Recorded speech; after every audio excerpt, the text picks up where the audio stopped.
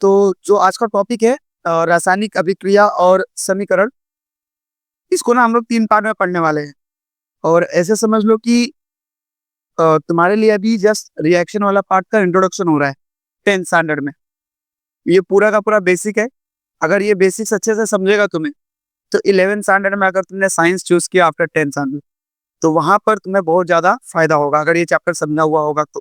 क्योंकि आगे जाके केमिस्ट्री टॉपिक जो होता है उसके अंदर मोस्टली तुम्हें रिएक्शन होगा, और वही बच्चों को टफ पड़ता है। तो सबसे पहले हमें बेसिक्स पे ध्यान देना है। 3 पार्ट में इसमें पढ़ना क्या क्या है, देखो सबसे पहले चीज हमें पता होना चाहिए कि रासायनिक समीकरण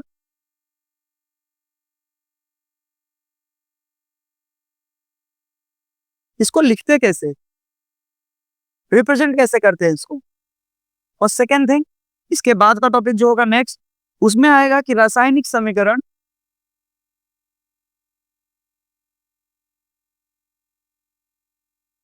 इसकी स्पीड, यानी कि हिंदी में बोलते हैं उसको दर, क्या बोलते हैं, इसकी स्पीड किस पर डिपेंड करती है। रासायनिक समीकरण की दर किस पे निर्भर करती है, कौन कौन से टॉपिक पर, कौन कौन से घटक पर निर्भर करती है। और थर्ड टॉपिक है लास्ट, लास्ट टॉपिक रहेगा इस चैप्टर का, कि किसी रासायनिक समीकरण को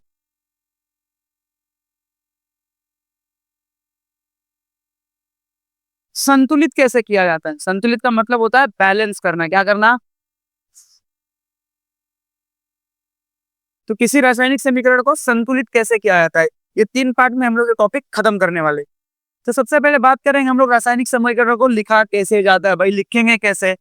तो रासायनिक समीकरण लिखने के लिए हम तुम्हें 2-3 चीजें पता होनी चाहिए। क्या क्या पता होनी चाहिए, सबसे पहले तुम्हें पता होना चाहिए कि अभिकारक किसे कहते हैं। सबसे इंपॉर्टेंट चीज है ए, अभिकारक। उसके बाद नेक्स्ट चीज आती है जिसको हम बोलते हैं उत्पाद, क्या बोलते हैं, इंग्लिश में अभिकारक को बोलते हैं रिएक्टेंट। जो बच्चे इंग्लिश मीडियम वाले हैं उनके लिए इंग्लिश में बोलते हैं हम रिएक्टेंट, और हिंदी में बोलते हैं हम इसको प्रोडक्ट। इसके साथ साथ कुछ और सिंबल के बारे में तुम्हें पता होना चाहिए। जैसे फॉर एग्जांपल कहीं पर तुम्हें इस तरह का सिंबल मिल गया, ट्रायंगल, किसी केमिकल इक्वेशन में तुम्हें ऐसा ट्रायंगल मिल गया, तो उसका मतलब होता है उष्मा। क्या होता है उसका मतलब, इंग्लिश में बोलते हैं उसे हीट। इसके बाद अगर कहीं इस तरह का एरो मिल गया, अप एरो, ऊपर की तरफ एरो बना हुआ है, कोई भी केमिकल कंपाउंड लिखा है उसके आगे ऐसा एरो बना हुआ है, उसका मतलब होता है गैस। क्या होता है कि वो पर्टिकुलर चीज गैस है और वो उस पर्टिकुलर सोल्यूशन में से बाहर निकल रही है। समझ में आया क्या। और अगर ऐसे डाउन एरो दे दिया, नीचे का एरो, तो उसका मतलब होता है कि भाई उस सोल्यूशन के अंदर सॉलिड बन रहा है। क्या बन रहा है, सॉलिड। हिंदी में क्या बोलते हैं इसको, ठोस बोलते हैं। क्या बोलते हैं, ठोस। फिर वहां पर किसी कंपाउंड के बगल में से स्मॉल एस लिखा होगा तो उसको हम बोलेंगे सॉलिड। फिर से मतलब वो जो पर्टिकुलर, जैसे मैंने यहाँ लिख दिया Na और साइड में लिखा हुआ है सॉलिड, इसका मतलब जो Na है यानी कि मेरा सोडियम है, वो कौन सा फॉर्म में प्रेजेंट है, सॉलिड फॉर्म में। वो स्टेट बताता है कि भाई ये ठोस ठोस के फॉर्म में प्रेजेंट है हमारे पास। अगर यहाँ पे ऐसे एल बना हुआ होगा तो उसका मतलब होता है द्रव्य। इंग्लिश में उसको बोलते हैं लिक्विड। क्या बोलते हैं, लिक्विड। उसके बाद जी का सिंबल होगा, इसको बोलते हैं हम गैस, सबको पता है, इंग्लिश में भी गैस बोलते हैं इसको। और साथ में एक और सिंबल होता है जिसका नाम होता है ए क्यू। ए क्यू का मतलब होता है एक्वस। एक्वस का मतलब क्या होता है, वो चीज जिसके अंदर पानी प्रेजेंट हो। क्या हो, पानी। कोई भी चीज जिसके अंदर पानी प्रेजेंट हो, पानी, ठीक है। एक्वस का मतलब क्या होता है, वाटर। हिंदी में, इंग्लिश में नाम भी है ना पानी का, नया नाम एक्वा। एक्वा सुना है, वो से पानी के ब्रांड्स का नाम होता है, जैसे एक्वाफिना। क्यों नाम दिया एक्वाफिना, बिकॉज एक्वा मतलब ही होता है पानी। क्या होता है एक्वा का मतलब, पानी। तो ऐसे बहुत सारे सिंबल्स होंगे जो हमें केमिकल इक्वेशन लिखने में काम आते हैं। देखो लिखेंगे कैसे केमिकल इक्वेशन। मैंने बोला एक चीज अभिकारक होती है, एक चीज उत्पाद होती है, करेक्ट है। अभिकारक जो होता है वो हमेशा स्टार्टिंग में लिया आता है। कोई भी रिएक्शन मुझे करना है तो अभिकारक मैं स्टार्टिंग में लूंगा। तो मैंने समझ लो यहाँ पे कोई ए नाम का अभिकारक लिया, उसको मैंने बी से रिएक्ट करा है, तो ये दोनों मेरे क्या हो गए, अभिकारक हो गए। इन दोनों को मैंने रिएक्शन कराया, रिएक्शन करने के बाद ये लोगों ने कुछ बनाया होगा ना, तो वो लोग आपस में रिएक्शन करेंगे, कुछ नई चीज बनने वाली है। तो ए प्लस बी ने रिएक्शन किया और यहाँ पर सी प्लस डी ये चीज बनी। मुझे नहीं पता सी प्लस डी क्या है, बट कुछ ना कुछ तो प्रोड्यूस हुआ है। तो इसको मैं बोलूंगा अभिकारक क्या बोलूंगा, जो हमने कब लिया, रिएक्शन के शुरुआत में, करेक्ट। और ये है मेरा प्रोडक्ट जो अभिकारक रिएक्शन करके बनाता है। समझ में आया? तो इस तरह से इसको हम रिप्रेजेंट करते हैं।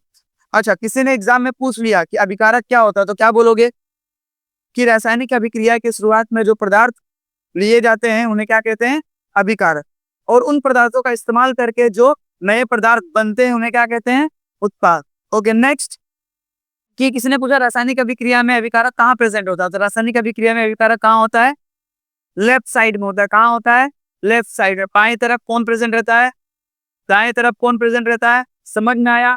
रासायनिक अभिक्रिया कैसे लिखते हैं। अच्छा, मैंने यहां लिख दिया ऐसे ए के साथ एस, तो क्या मतलब है, ए कौन से फॉर्म में प्रेजेंट है। अच्छा, बी के पास मैंने से गैस लिख दिया, कौन कौन से फॉर्म में प्रेजेंट है।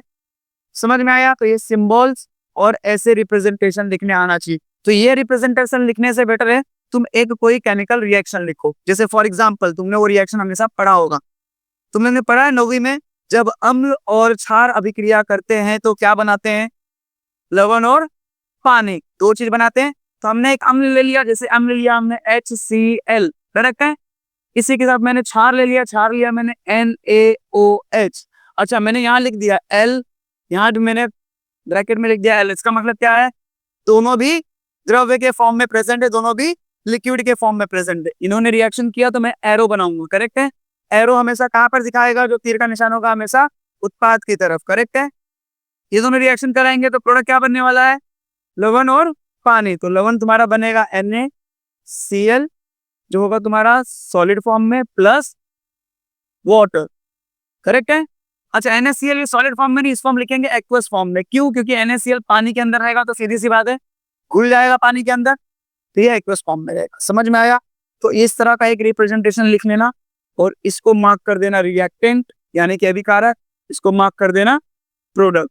ये तुम्हारा रासायनिक समीकरण। समझ में आया पहला टॉपिक कि रासायनिक समीकरण लिखते कैसे हैं, कौन कौन सी बात को ध्यान रखना है। इस चीज को शॉर्ट में लिख लो, ये तुम्हें हमेशा 11वीं 12वीं तक काम देगा। समझ में आया? अगर ये सिंबल्स का मतलब तुम्हें पता होगा तो बहुत ईजी हो जाएगा रासायनिक समीकरणों को पढ़ना। समझ में आया? इसको लिख लो साइड में, एक एग्जाम्पल लिख लो रासायनिक समीकरण को कैसे लिखते हैं, और अभिकारक और उत्पाद इन दोनों का डेफिनेशन टेक्स्ट बुक से ढूंढो। ठीक है, पहला टॉपिक।